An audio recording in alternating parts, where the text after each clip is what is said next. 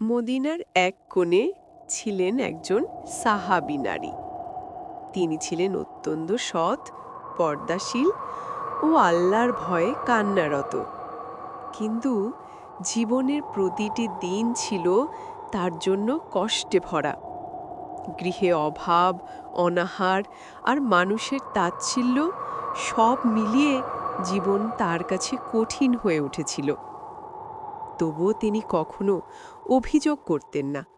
রাতে সবাই যখন ঘুমাত তখন তিনি সিজদায় লুটিয়ে পড়ে আল্লাহকে ডাকতেন, হে আল্লাহ, এই দুনিয়ার দুঃখ আমি সহ্য করব, কিন্তু আমার ঈমান যেন কখনো হারিয়ে না যায়।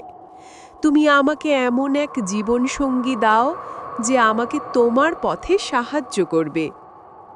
দিনের পর দিন তার এই কান্না চলতে থাকে। মানুষের চোখে তিনি ছিলেন দুঃখিনী, কিন্তু আল্লাহর কাছে তিনি ছিলেন প্রিয় বান্দী।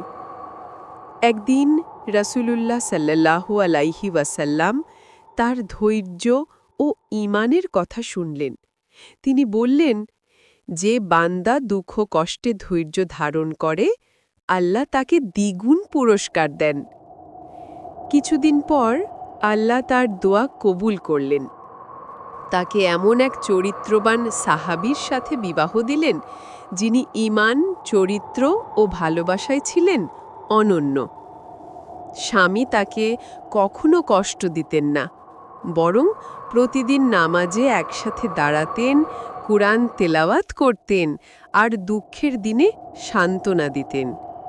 এভাবে সেই নারী সাহাবী বুঝতে পারলেন, দুনিয়ার কষ্ট সাময়িক, কিন্তু আল্লাহর কাছে ধৈর্য ও ঈমানের পুরস্কার চিরস্থায়ী। কষ্টের পর সবসময় স্বস্তি আছে। আল্লাহর উপর ভরসা করলে তিনি উত্তম পুরস্কার দেন। একজন চরিত্রবান জীবনসঙ্গী আল্লাহর দেওয়া সবচেয়ে বড় নিয়ামতগুলোর একটি।